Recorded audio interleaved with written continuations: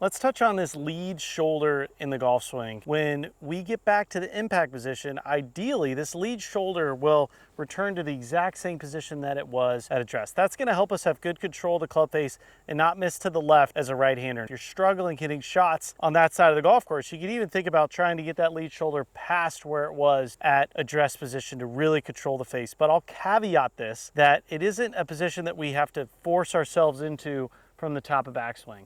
If I get here and I think about this lead shoulder too quick, then I'm going to come over the top and I'm going to get out of sequence.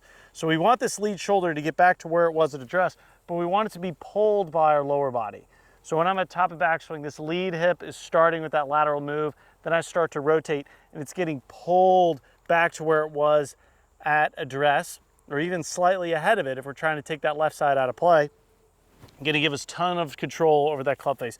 We just have to be patient. It isn't something that we can do immediately from the top of the backswing. We want to let it progress. We want it to get pulled by our lower body, by that proper sequencing to get us into that great impact position. But that lead shoulder could be a big key, specifically if you're trying to take the left side of the golf course out of play. So watch my lead shoulder and it's going to return right to where it is here at address once I get back to impact.